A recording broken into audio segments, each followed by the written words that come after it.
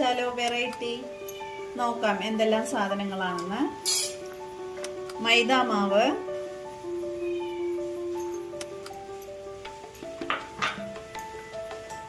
കടലമാവ് 1 സ്പൂൺ മതി, കുറച്ച് ഇഡ്ഡലിയോ ദോശയുടെയോ മാവ് ഒഴിച്ചു, കുറച്ച് കുരുമുളക് പൊടി, ആവശ്യത്തിന് പഞ്ചസാര, ബ്ലാക്ക് എള്ള്, ഒരു പിഞ്ച് ഉപ്പ്. കളർ വേണമെന്നുണ്ടെങ്കിൽ കുറച്ച് മഞ്ഞൾപ്പൊടി ഇടാം, ഞാൻ ഇടുന്നില്ല. നമുക്ക് മിക്സ് ചെയ്യാം. മിക്സ് ചെയ്തിട്ടുണ്ട്. ഈ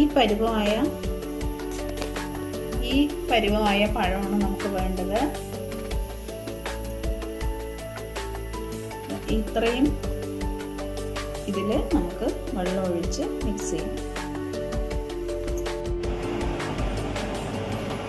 ചൂടാവട്ടെ, എന്നിട്ട് നമുക്ക് അപ്പോഴേക്ക് പഴം മുറിച്ചെടുക്കാം.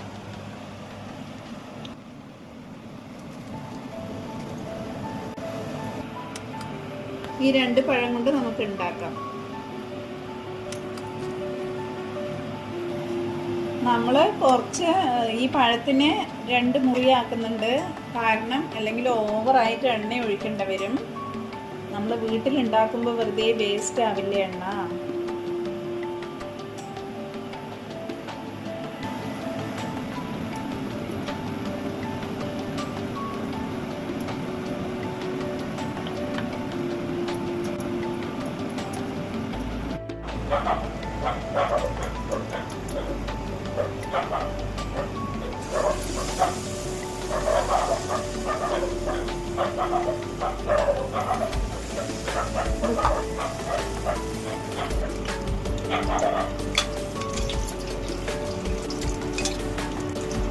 നമ്മൾ ആ ദോശമാവ് ഒഴിച്ചത് കൊണ്ടാണ് ഇതിങ്ങനെ പൊന്തി വന്നത്, അല്ലെങ്കിൽ ചപ്പിക്കൊണ്ടിരിക്കും. നമ്മൾ വീട്ടിലുണ്ടാക്കുമ്പോൾ സോഡാപ്പൊടിയോ ഒന്നും ഇടുന്നില്ലല്ലോ.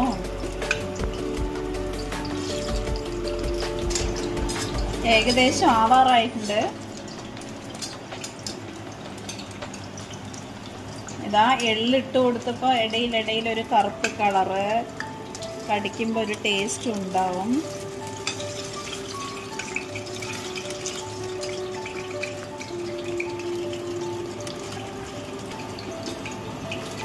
ആയിട്ടുണ്ട്, നമുക്ക് എടുക്കാം.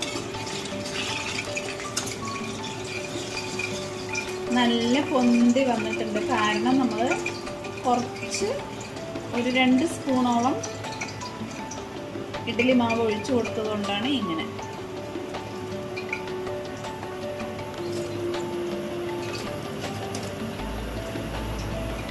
നമുക്ക് അടുത്തതും ഇടാം.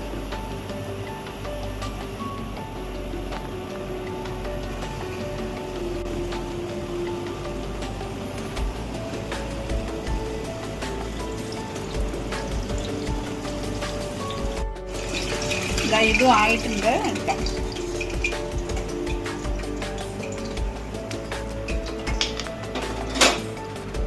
പഴംപൊരി എല്ലാം റെഡി ആയിട്ടുണ്ട്. നല്ല ടേസ്റ്റിയാണ്. എല്ലാവരും ഉണ്ടാക്കി ട്രൈ ചെയ്ത് നോക്കണം. ഇഷ്ടപ്പെടുകയാണെങ്കിൽ ലൈക്ക്, ഷെയർ, സബ്സ്ക്രൈബ് ചെയ്യാൻ മറക്കരുത്. ഇതിൻ്റെ മുൻപ് ഞാൻ കുറേ വീഡിയോസ് ഇട്ടിട്ടുണ്ട് കല്ലൂസ് കോസി കിച്ചണിൽ. അത് എല്ലാവരും കണ്ട് അഭിപ്രായം പറയണേ. ഇത് നല്ല ടേസ്റ്റിയാണ് കഴിക്കാൻ. ഒരു കെമിക്കലും ഇല്ലാതെ നമുക്ക് വീട്ടിൽ പഴംപൊരി ഉണ്ടാക്കിയെടുക്കാം.